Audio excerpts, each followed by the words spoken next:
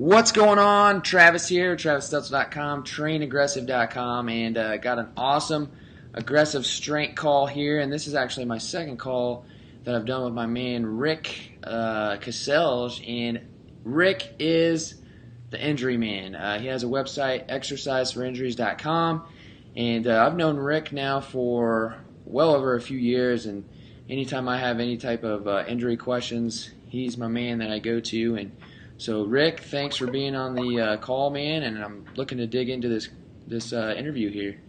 Thanks for having me.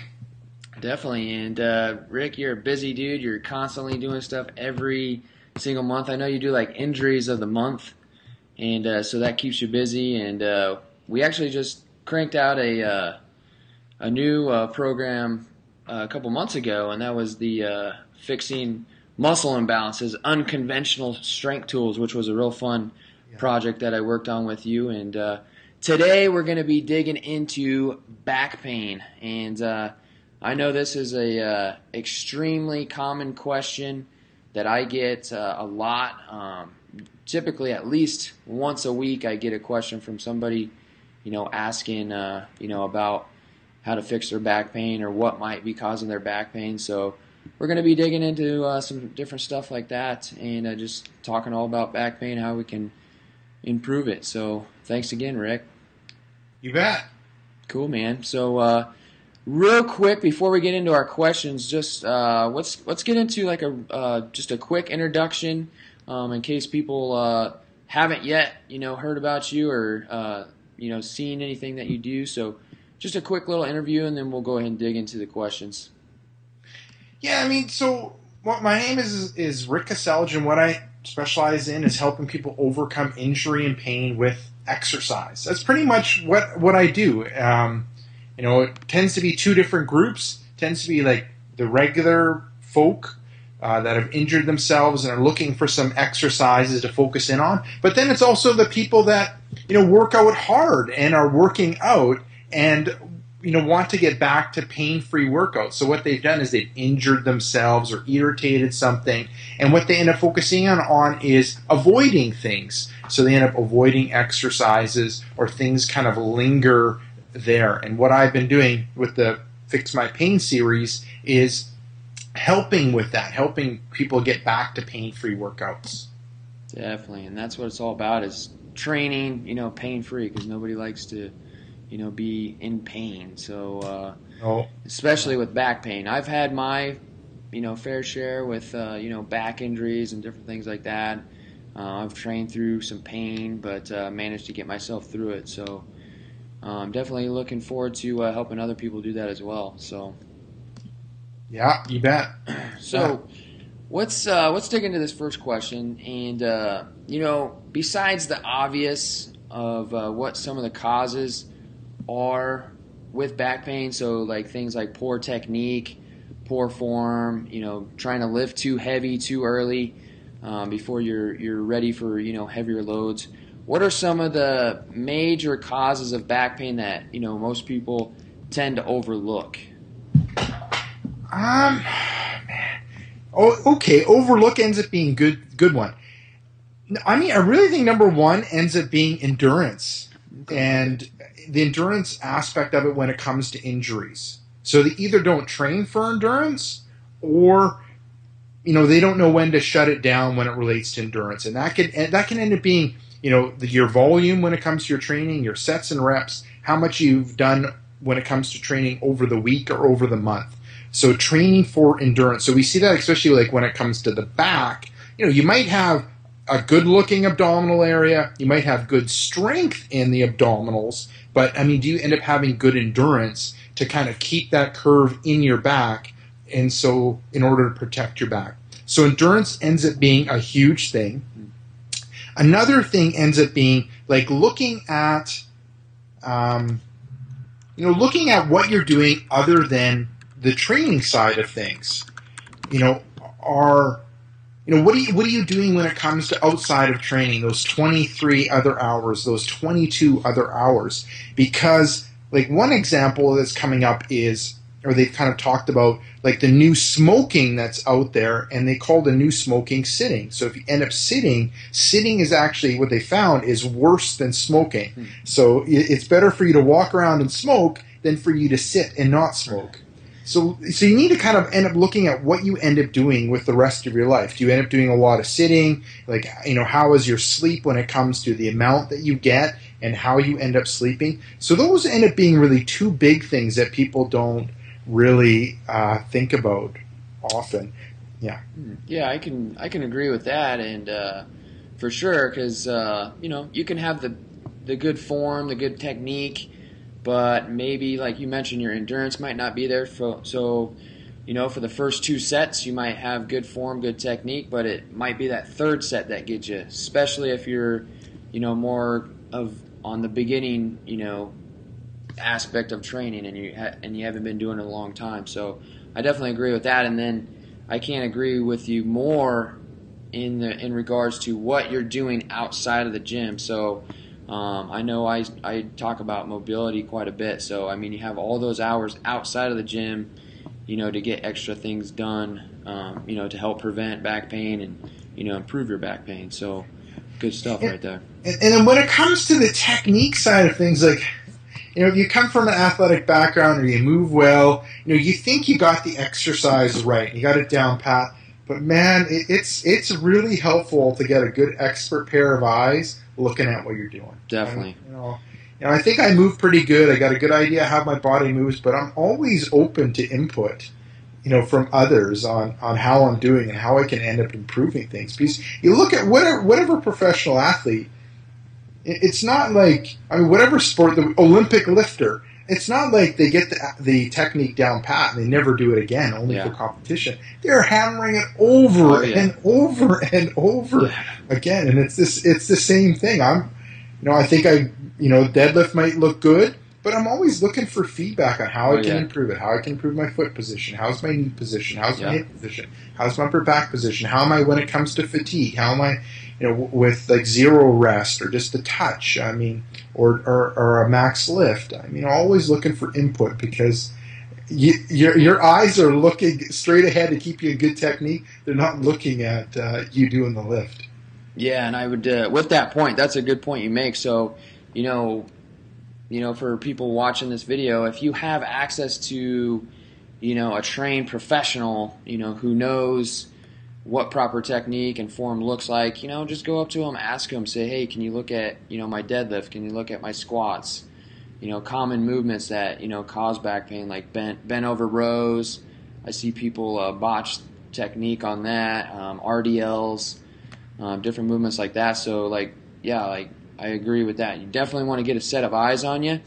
And, with today, with social media as it is, I've actually seen people do this, is they'll just videotape themselves, put it up on YouTube, and say, hey, fire away. I'm not, criticize my movement here. It's only going to help you out. So, it's not like people are bashing you because they hate you, but a lot of people will give you constructive criticism. So if you don't have like an actual, trainer who knows what's going on, because you do have to watch out for that in a lot of big gyms, but, just post it up to YouTube. And ask for people's help.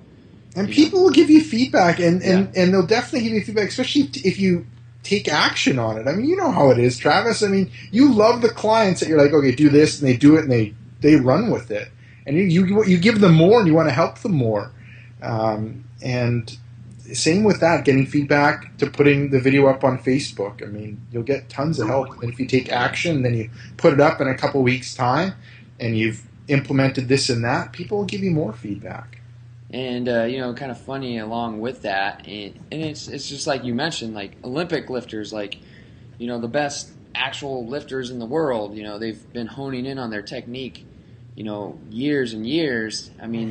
Even they have eyeballs on them every time they train, somebody critiquing their form and technique. But I remember some of the first videos that I posted up on YouTube. I'll get different critiques and stuff like that on my forum. So, it's worth it. So it's stuff that you don't think about because the movement might feel good to you, but you you might not actually be going through it, the right way. But form, technique are definitely very important. So, and then one other thing that I see as people is just the program design. So let's say you want to improve your squat, or let's say your squat bothers you, it bothers your back. I mean, there's lots of other exercises that you can do that'll end up either isolating a component of the squat, or that'll help you when it comes to your squat, and making sure that you incorporate all those other things, like just specific parts of the squat, or incorporating like deadlift. I mean, trying to look at other exercises that can help that exercise that you're good at, or that you like, or that you want to excel at, as opposed to just hammering that same exercise. Yeah. Yes, you'll get better at doing if you do the squat, you'll get better at it, but then you also need to do other accessory exercises that help target specific components of that squat. Yeah, and with you mentioning that, in regards to the squat, for instance, so if you're getting to the point where your squat's bothering you and it's causing you more back pain every time you do it, that's insanity if you're just going to keep doing it and expect a different result to happen in your back pain just to magically disappear.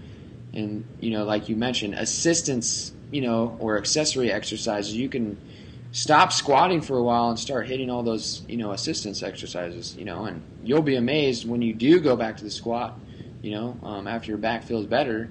More than likely it'll be stronger, if you program it correctly. There's a lot of in-depth stuff you can get into there in regards to what, assistance movements you should be doing and things like that. But yeah, that's a good way of explaining it as well. As it doesn't always have to be plan A. You could always go with plan B and work around that. So that's a good point as well. So, cool. Mm-hmm. Now, next question I want to talk about are, what are some of the key things athletes can look into doing before, getting into a program, sort of like a preventative measure, to, prevent back pain? Prevention is hard to sell on people. It's hard to sell people on doing it. And how I try to approach it is, it's better to kind of do some kind of warm-up. And I hate calling it a warm-up, but something that just ends up improving your movement and loosening things up. And if you kind of want to, see if it helps you or benefits you, is just do it on one side and see how the other side compares. So what would be an example would be, let's go back to the squat thing. Like if you loosen up your ankles, if you kind of fire your knees so they track properly, if you loosen up your hips, if you activate your mid-back, if you kind of work on activating those glutes from a deep squat back into the start position or neutral, all that stuff's going to end up helping when it comes to you doing the squat, or even doing some foam rolling to loosen up around that mid-back and that hip area. All of that's going to end up helping when it comes to you performing. And that's kind of preventative stuff, but I want people to kind of feel how adding that preventative stuff improves things, because if you can sell them on the fact, if they can feel and see how that ends up helping them, then they'll end up being more likely doing it. And you can, when it comes to this, so that's what I like to do. And the best thing you can do is what you end up doing before the exercise and before your workout, taking 5 or 10 minutes just to wake up the appropriate muscles, because if you've been sitting or working in the truck or sitting around, your muscles aren't working properly. And you need to kind of get up and get them firing and working properly for whatever you're going to end up putting them through. You need your body to feel good and moving good. The joints, when it comes to hips, ankles, and shoulders, you need to kind of loosen up when it comes to the mobility. You need to wake up your nervous system to what you're going to put it through, because it's way different than doing regular work. And you need to kind of get into the workout and be focused in on the workout and block everything else out so you can go as hard as you can. So I find that 5 or 10, 15 minutes that you do before your workout can be the best prevention that you can do. And if you're consistent with it, you'll end up getting way more results. So I know, let's say if I go work out and I'm really committed to those 5 to 15 minutes I do before my workout, I feel way better throughout the week. Now let's say, I go traveling and my schedule's kind of thrown off and my routine's thrown off, then I don't feel as good. But if I've gone to the gym 4 or 5 times and I've gotten my good 5 to 15 minutes of prepping my body, I feel way better throughout the day and way better throughout the week. So I hate prevention is hard to sell, but if you can show people how it's going to improve performance and make you feel better, you can sell them on that. And so summarizing, try all this stuff out on one side, go to the exercise, see how it feels, and see how that one side performs.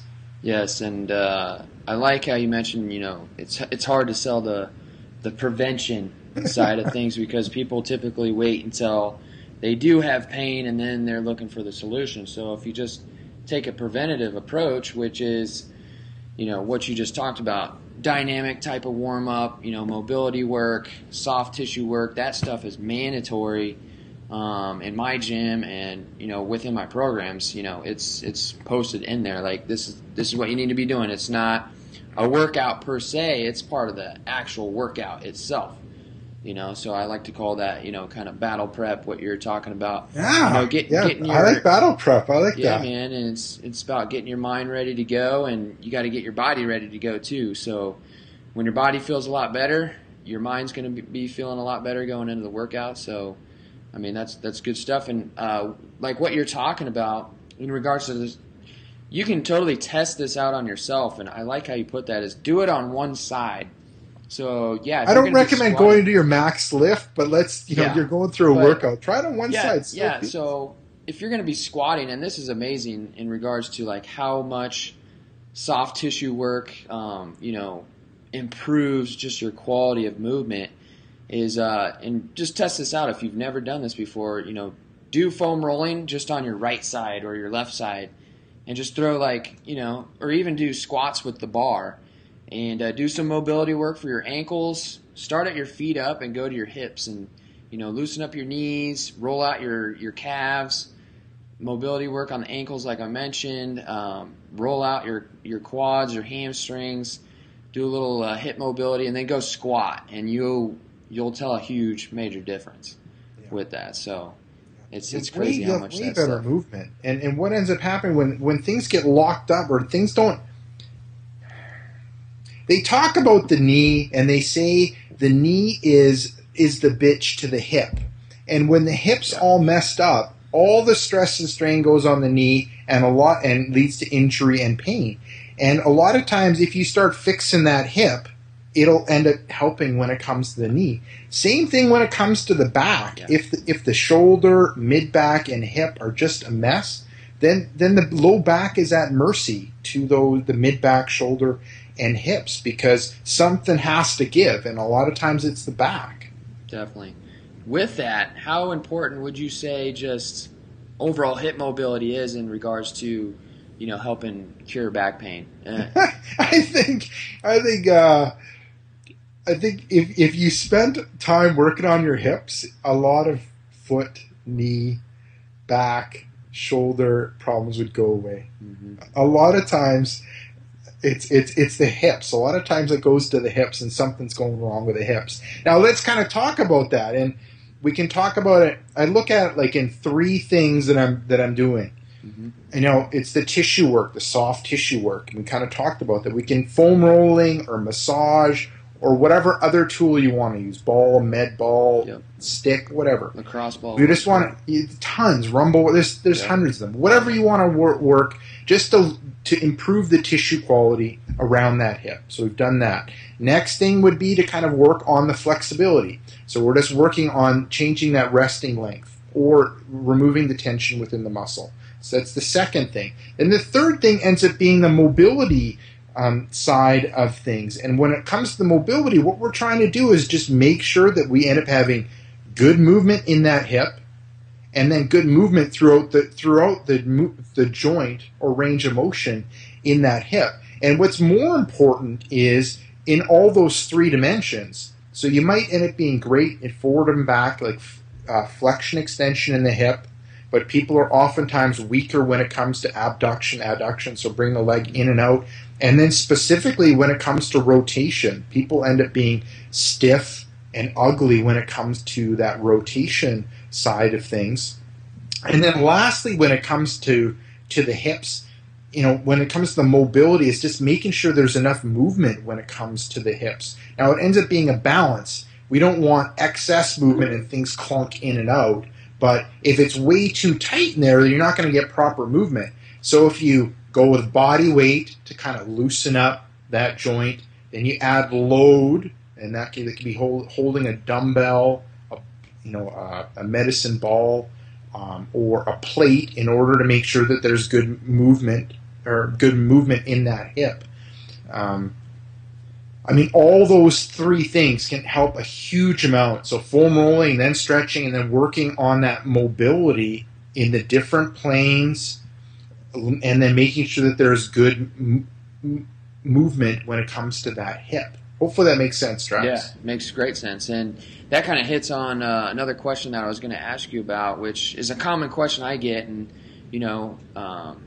pretty much covers it, what you're saying. But, a lot of times people are saying, my back's bothering me, my back's tight, so what are some good back stretches? And, my reply is, it's not necessarily that you have to stretch your back out. You need to stretch out, and mobilize the joints around your back, and so I think we covered that, but, that's huge. So that ends up being the biggest thing. Like when it comes to the stretch, like if we end up looking at all of the traditional stretches and a lot of them are bad. Yeah. A lot of them are bad for the back. Let's say, lying on your back, single knees to chest. Lying on your back, double knees to chest. Those are bad. Or lying on your back and dropping your knees to the side. Like that, that's bad. That puts tons of load on your back. Yeah. There's a reason why a chiropractor puts you in that position in order to manipulate your back. Because it's a high load position through the back. Definitely. And so then I don't advise those things. I don't recommend those things for people. But what I like when it comes to stretching the back is if you can do some sort of self-traction in the back. That ends up helping. So when we sleep, our backs expand.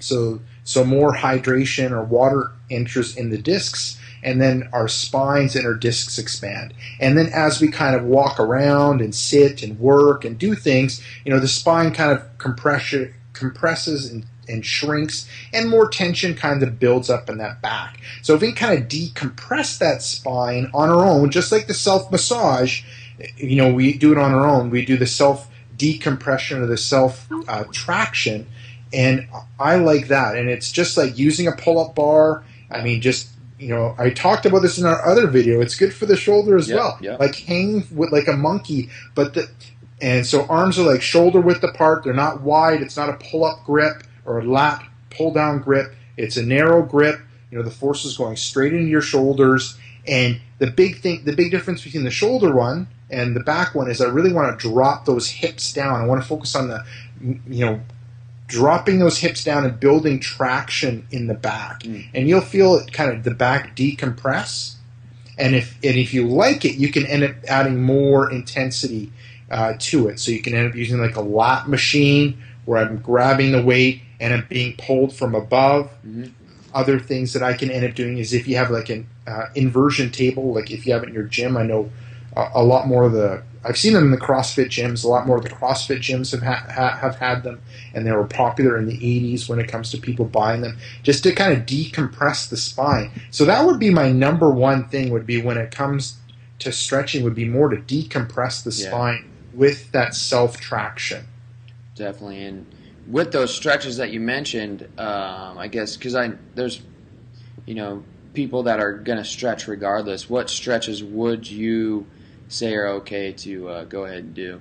A lot of mine would end up being focusing on the hips. So I'm not really targeting straight on the back. It would end up being a lot more of the hip stuff, looking at like quad stretching, looking at hamstring stretching, looking at adductor stretching, looking at internal external rotation of the hip stretching. Stretching out those hips tends to ease up the back. And then if I go specifically in that back area, I'm looking more at the lats and stretching out the lats and improving that mobility in the thoracic spine. Yeah. So I'm looking at, going around. Other things I would end up doing is if you look at quadratus lumborum, the QL. Yep. So if you kind of get punched in the kidneys, that's kind of like what we're talking about. Yeah. The quadratus lumborum, which kind of a lot of times will tighten up in the back, especially if you're kind of a person that shifts to one side more when they sit. Tension will build up in there, but I wouldn't necessarily stretch it. I find like utilizing like a tennis ball, a lacrosse ball in that area to loosen up the muscle works way better than stretching. Yeah. So I don't really stretch a ton when it comes to the back. It's mainly loosening up those hips. Yeah, and I agree with you. The main thing we focus on, myself included, that we do in my gym is just all mobility work. There are a few stretches that we do in regards to like different, like some people will have very tight hamstrings, so we'll do some P&F stretching with bands for that. Yeah. But as far as like static stretching goes, we don't do much of it.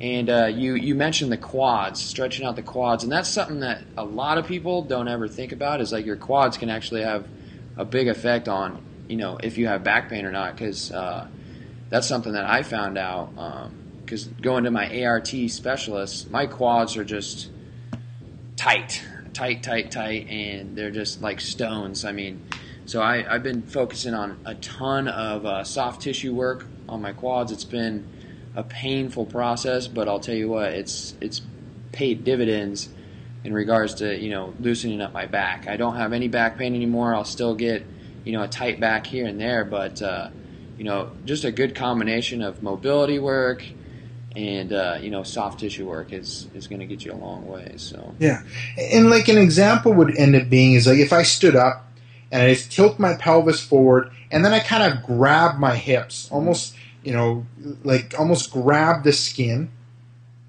and now what I would try to do is almost like move my pelvis out of that position, and I could feel what would end up happening if I end up having tight quads, tight hip flexors. What ends up happening? It changes where that pelvis is. It changes the curvature in that back. And when we end up changing that curvature of the back, and by increasing it or flattening it out, decreasing it, it totally increases the risk of injury. And you're looking at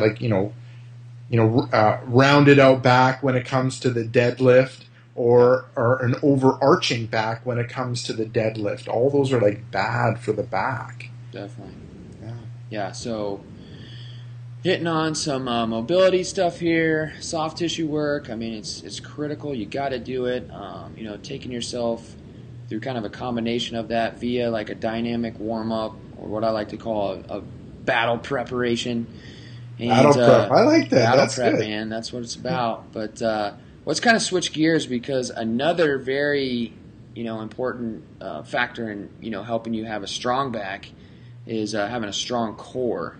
So that's something that people tend to overlook as well. They think it's all about stretching or whatnot. So how important is core strength and having a healthy back? Oh, I mean, it's huge. But we got to step back, kind of what I was saying. I mean, core strength is one thing, and when it comes to strength, what we're talking about is like moving an object. Yes. Moving an object one time. That's strength. It's how strong we're. Like, strongman competition, moving, or just lifting something. I mean, other things that we need to look at is like activation. Yes. So activating the right muscles. Very this good. is kind of like a bodybuilder jumping into the pool and going swimming. They're disastrous because they have poor activation. They haven't learned that movement properly. And then it's that third thing I was saying, that endurance. It's the endurance component. So yes, you can have the strength and you can have the look when it comes to that core, but then are things firing properly? Like, you've probably seen it when it comes to someone doing a plank. It's atrocious what they end up doing. Or when they do a push-up, sometimes it can be atrocious, and it can be they don't know the movement. They don't understand the movement pattern. That's fine. Or they just are firing the wrong muscles in the front in the wrong sequence. They might have good strength, and then the last is that endurance. That's what kills people. And you think about it. when it comes to like back tweaking or hurting your back, it usually doesn't happen. It's not usually right at the start of the workout. It's not like first rep you do, it goes. It's usually the back third of the workout that something ends up happening. And a lot of times it ends up being the endurance thing. So the big thing when it comes to the core would be working on making sure you got the right movement pattern, the right activation. Strength's important, but then working on that endurance. And then the last is looking at things three-dimensionally. Yeah, it's great that you can do sagittal plane movement, so forward and back movement. That's awesome. But that's our strong movement pattern. Most of us are great in it.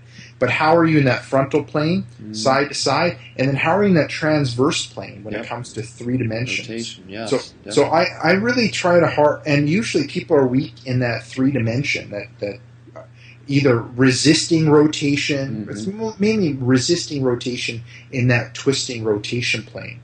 Very good stuff. Yeah, and I think that's huge. What you just talked about is basically core stability, or the ability to anti-rotate, or control and activate. And I think that's huge. That's something that a lot of people overlook. So with that, I guess what are some of your go-to movements? So for somebody that's probably scratching their head right now, what the hell are they talking about? So I guess what are a couple of your go-to movements to help increase core stability and different things like that? A lot of them are like derivatives of the plank. So it'd be like the front plank. It could be forearm plank. It could be straight arm plank. That's like the basic. Then it would end up being like a side plank. And the side plank could be from the forearm, or it could be a straight arm plank. So I'm working on that frontal plane. And then I want to start working on that transverse plane. So a lot of times it's like front plank to side plank to front plank to side plank. And then what I want to start doing is bringing in leg movement and really differentiating back and hip movement. So I'll do like front plank, forearm, or straight, and then I'll do like a high knee up to like the hip joint. And there's no movement in that low back. So the low back is staying the same, but I'm differentiating with that hip movement, because that core has to stay active and work with lower body movement. And a lot of people lose it. They'll bring the knee towards the chest, and they'll round out that back, and then we lose that curve, and we put that back at greater risk. And then when it comes to the knee, I want to bring it to different movements. So it might be knees to hip, back. It might be knees up, and then knee out to the side and back. So it's starting to bring in those different types of legs. It might be from the side and lifting the top leg up to 45 and back down, or it might be bringing that knee to hip height and bringing it back. So those are kind of the progressions that I end up focusing in on. And a lot of times it's like we're working on endurance side of things. We're doing like high reps. We're doing it for some time. I mean, after they've got the movement, right? They're not disastrous in the movement. We're waking up the right muscles. They have enough strength to kind of hold up their body, and then we start pounding the endurance side of things. Yeah, good stuff. And just a general rule of thumb, and in regards to like planks and different things like that, we usually, have our athletes, build up to a minute, 2 minutes, 3 minutes, anything up to 3 minutes. Then, we usually start adding, resistance. Yeah. Whether that be like a weight plate on the back, or we're using bands or something like that. But you got to show control, in that plank position, and then, like you said, adding in different types of knee tucks and movements with your upper body, different things like that. But it all just comes back to staying activated, and like you mentioned, keeping that lower back, in a neutral position, safe position. Because when you start arching and bending that lower back, putting it into that bad position, that's when we get in trouble. Bad things happen when you lose that arch, whatever it might be, rounding it out or extending it. Yeah, there is some sport-specific, reasons or times to go into it. Mm-hmm. But a lot of times going into those positions loaded is just asking for problems. Definitely. Good stuff.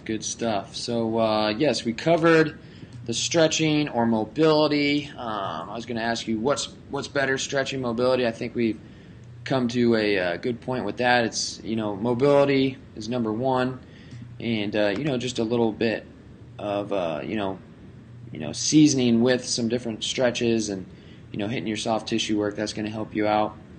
Let's say this. Like when it comes, like how I look at stretching, like stretching is almost like a reflection of like a symptom. So if you have to stretch, in some ways it kind of means that you've kind of done something wrong. Like either you've like overloaded that area, or you have a muscle imbalance, or you're in a posture too often.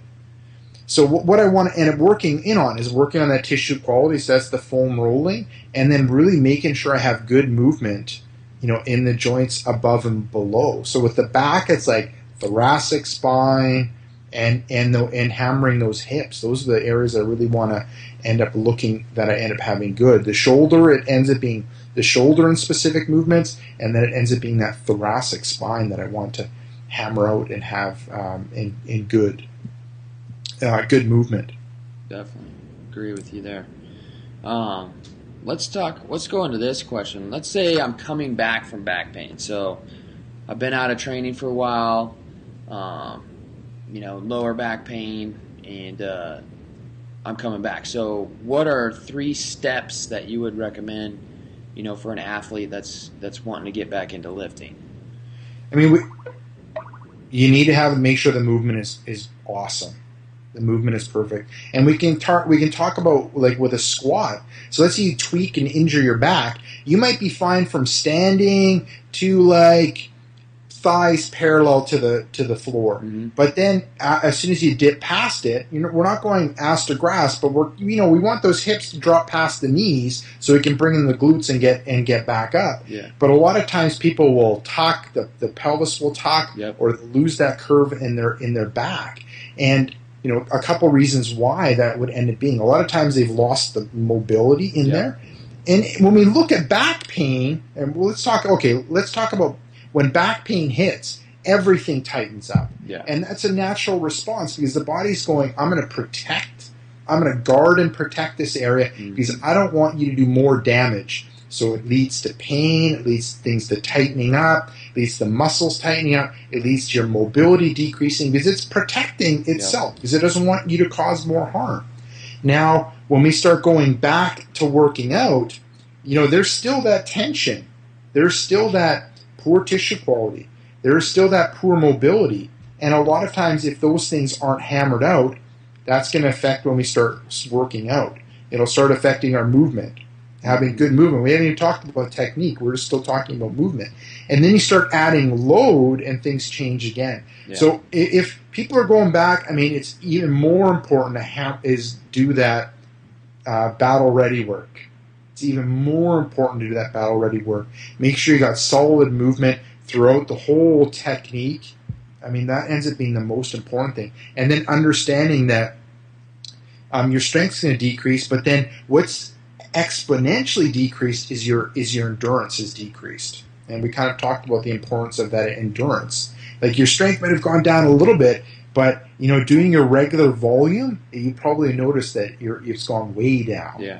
And that ends up putting you at greater risk of re-injury. And then when you re-injure, it's usually 2 to 4 times longer to get back. Yeah, definitely. So, I mean, to kind of just summarize what you're saying is when you're coming back, you're just going to have to be patient.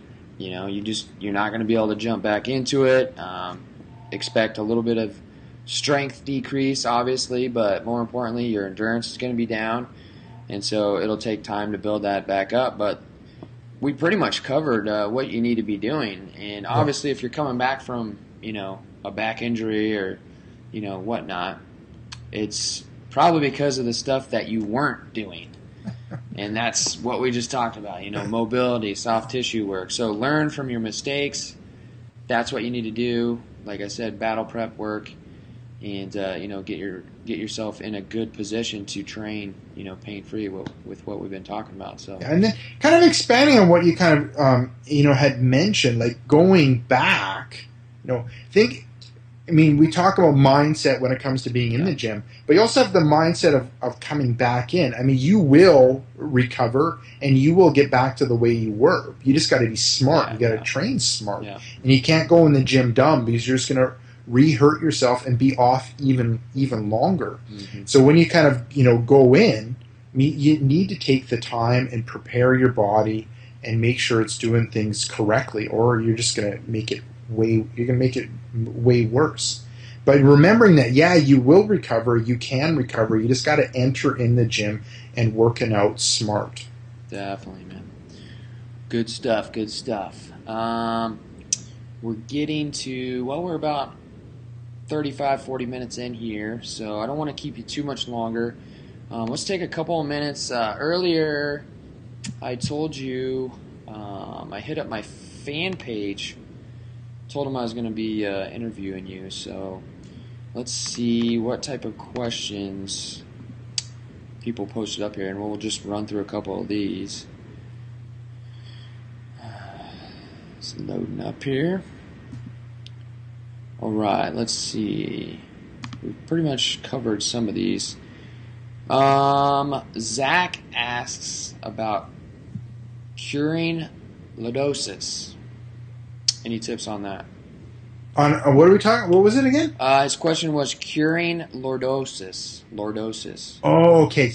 Curing lordosis. So the lordosis, I mean, we end up having an increase in the curvature in the spine, in the lower back. So we kind of talked about that. When we start losing that curve or having too much of a curve, it's kind of a bad thing. It puts us at greater risk when it comes to injury, and it'll end up affecting our performance. But I mean, a lot of times the first thing to end up looking at is looking at the flexibility in the muscles around that hip. So a lot of times it's like looking at the tightness when it comes to the quads and the hip flexors. Because like that example I was talking about, a lot of times if things are tight in the front of the hips, the pelvis will move forward and that'll increase that lordosis or lower back. So what I would end up hammering to start off with, hammering out the foam rolling of the quads and into those hip flexors, and then also working on stretching out those hip flexors. Other thing would be to end up looking at those glutes and making sure that your glutes are kicking in. So you might be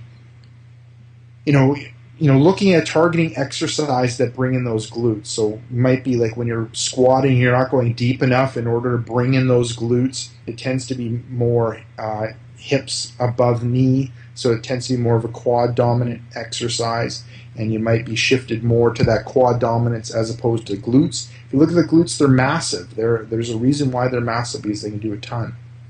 Yeah, and just to add to that, like some different specific exercises that I know have worked well are just hip extensions on the ground, where you're just driving up through your hips, or you're driving through your heels, extending your hips and just squeezing those glutes.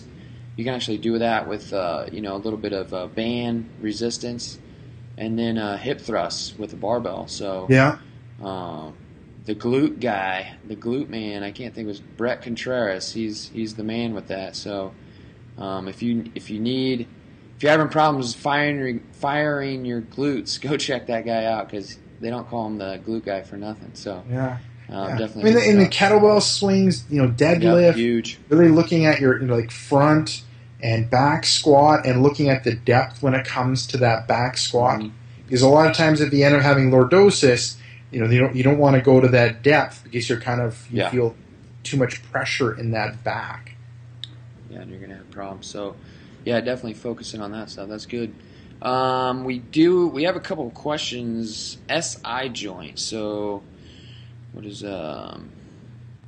tips to deal with SI joint, movements to be cautious with? Any feedback on that? Yeah, so SI joint, so we end up having the spine coming down, to kind of the tailbone area, hooking up to the pelvis, and there's kind of a joint there that a lot of times will get injured. It could be like a motor vehicle accident, it could be a fall, or or like muscle imbalances can end up affecting it, because the hamstring ends up connecting into that SI joint. So if there's excess tightness in that hamstring, it'll end up pulling on that SI joint and irritating things. So things that would end up helping when it comes to like SI joint issues, looking at low back mobility. And what I mean by mobility is you need to, most people are like flexion intolerant, so they don't like bending forward of the spine. So arching back ends up working better for them. So with people with SI joints, what they found is if they had better movement in the spine, especially arching back, that helped when it came to that SI joint. Second thing would be working on the core, like Travis and I talked about, and I would end up giving those planking variations to people when it comes to an SI joint. And if going on the floor is too difficult, you can do them against the wall, and then you can progress to like a bench where you're like 45, and then you move to the floor. And then the third thing is, a lot of times with SI joint pain, the glutes don't work properly because you end up having pain and things around it end up turning off. And the glutes end up being one of them, the core ends up being one of them. So you want to make sure that you end up having good firing of the glutes. So it goes back to like targeting those exercises we talked about when it relates to the glutes. And that would end. Okay, and the last would be looking at, like, let's say the exercise you're doing, let's say squats, whatever variation of squats you're doing, even deadlift, would be really like pre-tensing before the movement. So what you're ending up doing is you're making sure your pelvis is in good alignment, and then you're pre-tensing your glutes, your core, and your upper body. Yeah. So I'm not going to max, but I'm trying to build some tension in those muscles so that they're ready for the load. So if we look at the SI joint and there's pain, and that pain inhibits the core, it inhibits the glutes. Well, if I don't do that pre-setting, then that puts extra load on those areas. Because a lot of times with people with SI joint problems, they say anything with trunk bending forward, so anything like deadlifts, bent over rows, RDLs, all of them, they don't like. It bothers their SI joint. Yeah. So if I pre-tense, activating the core, just activating, not max, activating the lats, activating the mid-back, activating the glutes, putting that pelvis in good alignment or neutral, and then going through that movement, that ends up helping a lot. Definitely. And just to add to that, like what you're talking about is what I like to say is apply pressure to the bar before you lift it. So you're kind of lifting up on the bar, and this is, especially with deadlifts, because one of the biggest mistakes I see is people get set, they get in a great position, and then they take that deep breath, and then they kind of release tension and then try to jerk it up. And I know we mentioned most injuries occur, towards the end of the set, but in this regard, injury is going to occur at the very first rep, because you're tense, you're in a great position, and then you just let off tension just a little bit just to jerk that weight up, and that's where some bad things can happen. So if you're having SI joint problems, and you can still deadlift, but you just got to make sure you're in good form, and like you mentioned, Rick, you got to be in a tense position. So once you get prepared in that right position, you got to stay there, and it's got to be that way from start to finish. So yeah, and once again, it's this test thing that I'll get people to do. Don't go to your max weight, go in the middle. Do it how you usually do it. See how it feels. Then do this tensing, just setting things up, tensing thing, and go through it and see how it feels and compare the two. A lot of times that tensing, it'll end up feeling better. The movement will feel better. There'll be less pressure. You won't be worrying about, am I going too hard in that area? Am I going to irritate things? Yeah. Very good. So another one, we'll go ahead and go through last question here. Melissa asks, any tips to deal with sciatic pain? With sciatic pain, a lot of times what we can end up looking at is there ends up being tension around that sciatic nerve. Yeah. So the first step I would end up doing is looking at that lower back and looking if I end up having good movement in that lower back. So once again, it's looking at that, what people can tolerate. Are they flexion intolerant? They don't like flexion. Or do they not like extension? If it's someone that's flexion intolerant, they don't like flexion, which is the vast majority of people, I would end up doing like 10 back extensions or back arches. So I stand and I arch through the back to kind of work on that mobility and movement in that spine, and also kind of counteracting all the movements that we do throughout the day. So if you're driving, you tend to be rounded forward. If you do computer work, you tend to be rounded forward. So I'm counteracting that. So I'm working on improving the movement there. Then the next thing is working on that tension around that sciatic nerve. So it end up working on a lot of times it ends up being that self-massage, but now we start getting a little bit more in depth when it comes to like a ball. And I would start with a soft ball. I'm not going right on the nerve, I'm going around it. So once again, we kind of talked about back pain hits, everything around it tightens up or responds in a certain way. So I want to work around it. And then the third thing I end up doing is nerve flossing ends up working well. So just making sure that there ends up being, the nerve is moving nicely through the sheath that it ends up being covered in. And it's kind of difficult to go through in the video. I kind of go through it in the Fix My Back Pain program. But you can look it up and see nerve flossing for the sciatic nerve. Yeah. A lot of people found that helped. But once again, do not go crazy with it, because you can injure that sciatic nerve and you can make things worse. So you start off really gentle and really light. If you're searching on the internet for something like that, just start off really light, because stretching the nerves is way different than stretching muscle. And the stretching the nerve, you got to go really light. So back mobile, like work on that back movement, especially extension. Work on that tension around that nerve, and then look at nerve flossing. But be very cautious of the nerve flossing. Very interesting, man, and good tips. And what I wanted to reiterate there is just like I do in regards to programming, training programs. We're always balancing things out. So if we're doing pushing movement, we're going to be doing a pulling movement. It's the same for the upper body, lower body.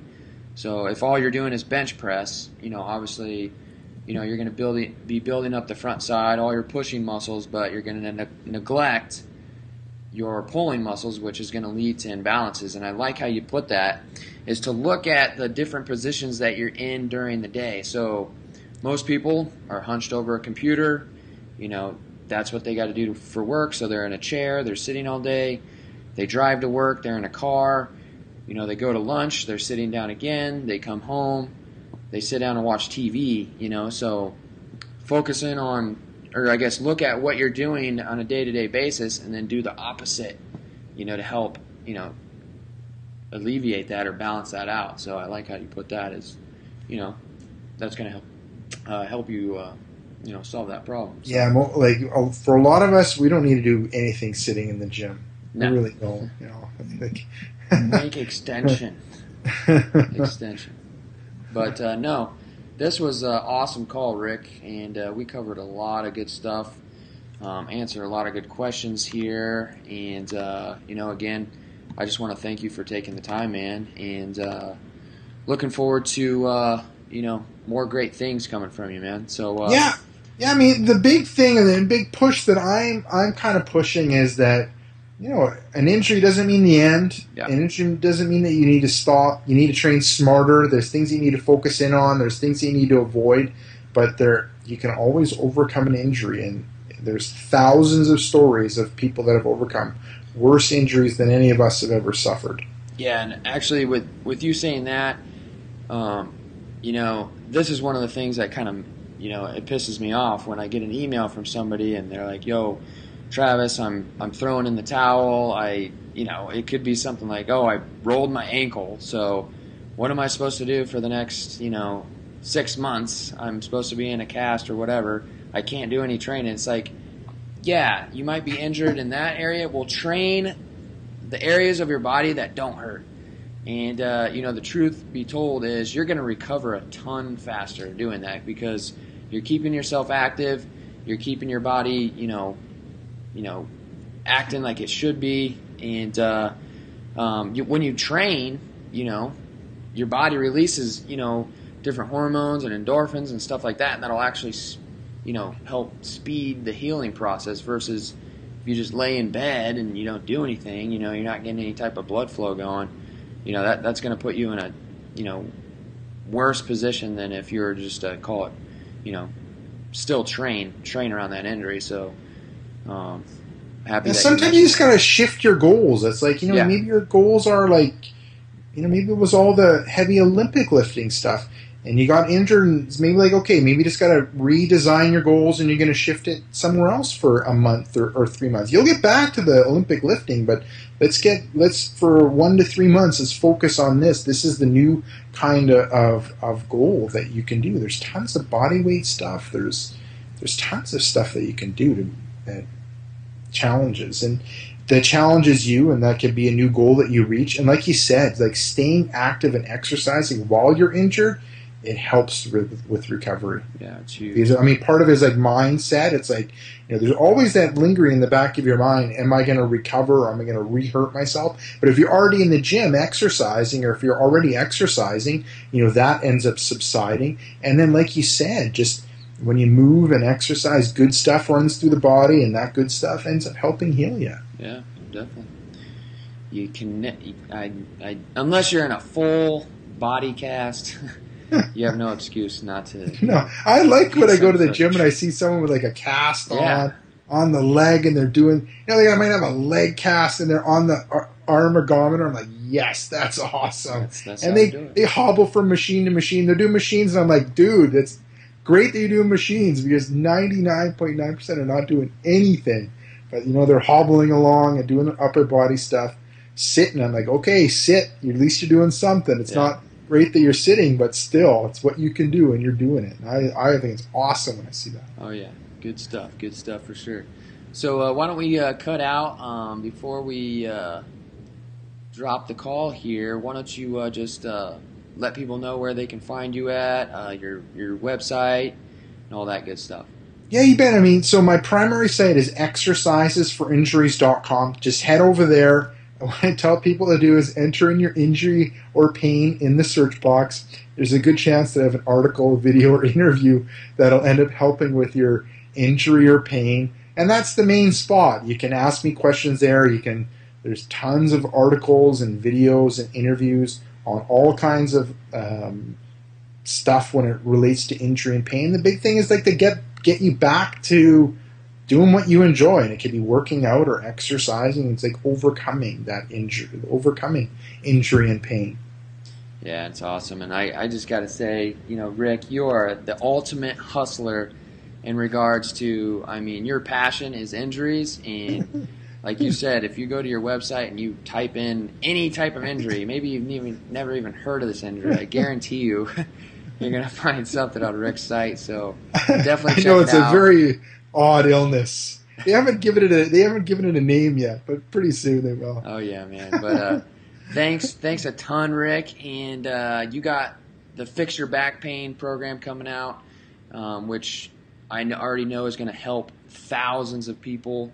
And, that's what it's all about, at the end of the day, is helping people and definitely train pain-free. So you get them training pain-free, so I can get them training 100% Yeah, exactly. Fix them up, I throw them to you, and then you go from there. Yep, and I like that. I think because a lot of people, like I said, a lot of people get pain and injury, and they think it's the end or they have to stop. And it's like, no, we just got to tweak things, focus on this, take this out, and you can go and you can do it. You can overcome it.